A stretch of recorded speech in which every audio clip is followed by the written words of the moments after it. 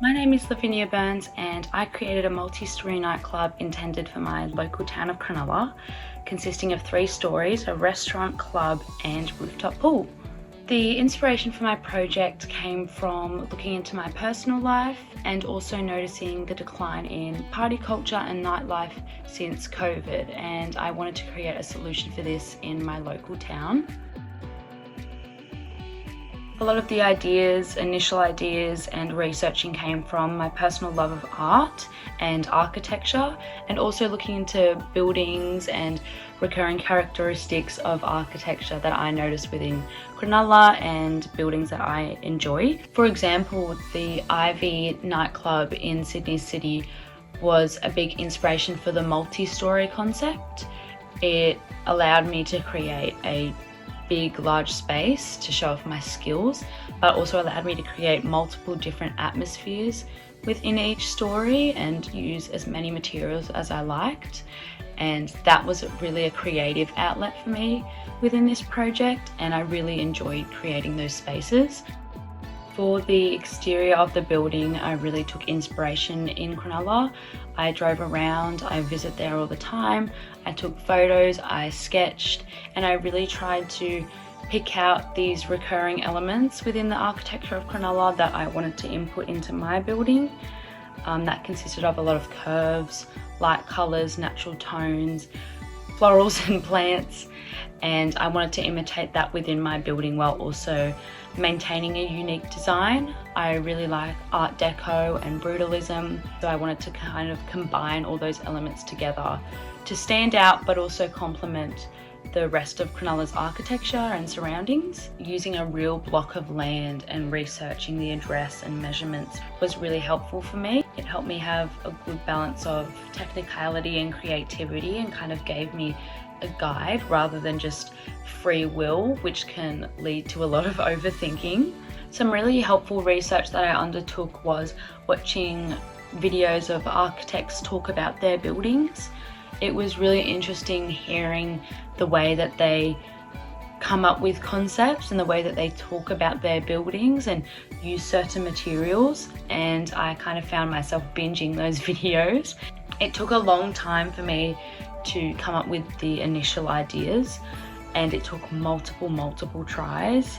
Overall, most of my research came from real life, looking at my surroundings and tapping into my creativity, taking inspiration from traditional art or architecture around me or interior architecture.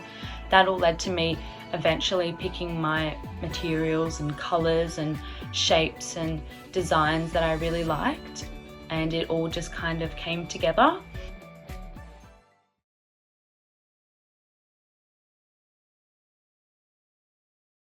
For my architectural modelling program, I used ArchiCAD.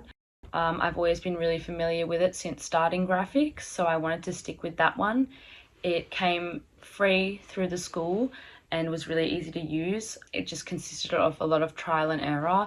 I think I created about 10 versions of my building and just had changed slightly different things in every single one until I could decide which one I wanted to finish with, and that was really helpful. The main design modifications I made during my project were definitely the overall exterior of the whole building. I had one plan that I stuck with pretty much throughout the whole thing and decided to switch it up, not last minute, but a few months before the due date, which I ended up being happy with because I am a lot more happy with the result now. But I think if I left it any longer, it would have been really bad for me. My testing phases really just consisted of trial and error. The initial ideas began with a lot of sketching. I really struggled with the exterior of the building, so I just kept drawing and then cutting down my options for design, and I ultimately took elements from each idea that I liked and finished with the final project. Throughout the whole process, I was constantly making modifications. I didn't have one final design that I followed throughout the whole way. I don't think it's possible for me to work that way. Throughout the whole thing, I was constantly researching researching and coming up with new ideas, and then putting in new ideas and new elements into the building, and it ended up looking completely different than the initial concept, but I was a lot happier with the end result. Something that really helped me was having my architecture program and my rendering program running at the same time. I would switch through modelling in ArchiCAD to seeing how it would look rendered and seeing how it would look realistically in real life. And personally for me, I really enjoyed working that way.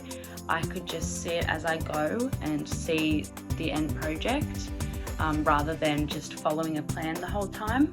I think through constantly adding changes, I ended up being a lot happier with my design, because throughout the long years of creating my major work, I was constantly finding new inspiration and new stuff I wanted to add, and I'm glad I changed them throughout. My portfolio layout was decided at the start of my process. I knew how I wanted it to look. I wanted it to look sleek and creative, almost like a university architectural portfolio. I really recommend looking up university student or architects' portfolios and just using ideas from those and twisting them a little bit. It just results in a really nice, sleek design. So along with completing your portfolio throughout your project as you go, constantly checking with my teacher was really helpful. Literally ticking and marking off parts of the marking criteria that I had completed or haven't completed, or writing in some things that I need to add was how I completed my portfolio, and it was most important. Just making sure that I had everything in that marking criteria. The marking criteria is really helpful with the portfolio. It literally gives you the stages of your project that you need to have in your portfolio.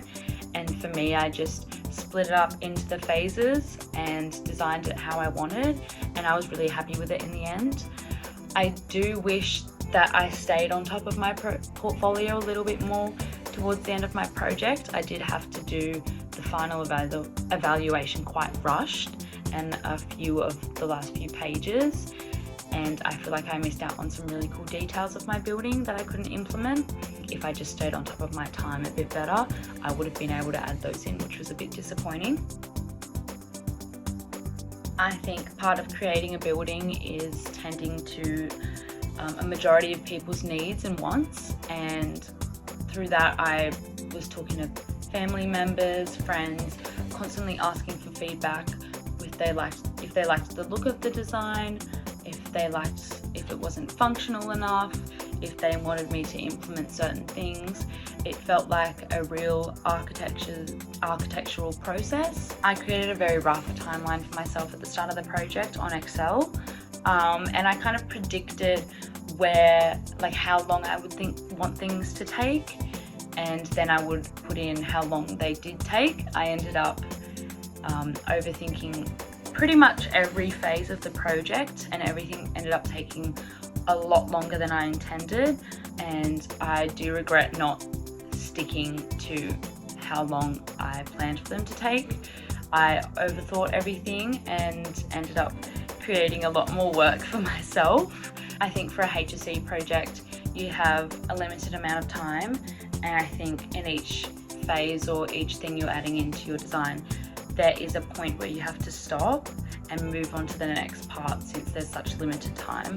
I did seek my teacher's advice in a lot of the parts of the project, mostly on the portfolio, things that will be checked by the HSC markers, but also for advice just on the building, on the overall aesthetics of the building, how deep in detail I needed to go, like in the functionality of the building, and just overall if they liked it and if they think it would get a good mark. I wanted it to have a good balance of me personally liking it and it being really creative and unique, but also meeting up to the standards of the HSC marking. I didn't have any outside input regarding my project necessarily from other people, really other than my teachers, but I did have a lot of advice from other people regarding doing major works. I did 3 major works in total, and I really struggled and was really burnt out towards the end, and multiple teachers, parents, friends and just other people that know about the HSC really did help me get through it and plan my time as best as I could, and really just give me hope and keep me motivated throughout the whole thing. And I really needed that during my graphics project. Since this project was so important to me and I was really passionate about it, it was important for me to keep checking in on other people and taking other people's advice, since I wanted people to look at it and be impressed with it, and I wanted it to be functional and to seem like something that people would really want in Cronulla and to be built in real life.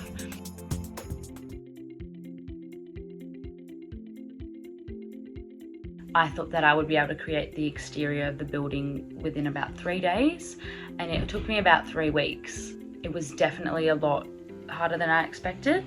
So I think giving myself a lot more time would have been a lot more helpful and wouldn't have stressed me out. I spent a lot of the time stressing out over not completing something in a certain amount of time, and it was really stressful.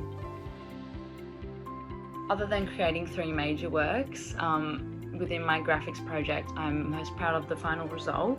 I love how it turned out. My favourite part was definitely the renders, and I'm most proud of those.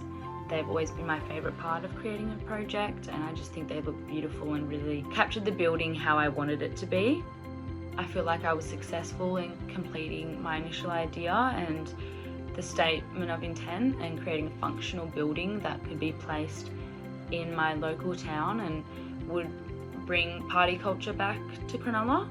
And working on it consistently and trying your very best will result in a project that you're proud of. It's really fulfilling being proud of your project. I would manage my time differently.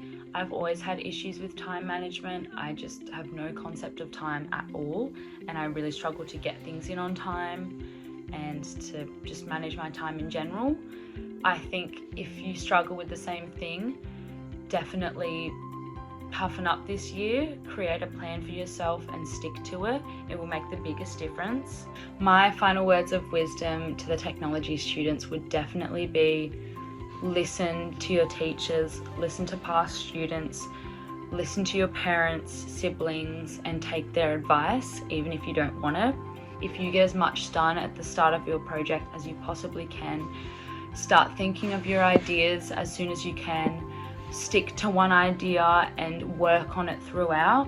I really recommend completing your project, and after you complete a part of your project, immediately add it into your portfolio and just keep doing that one by one.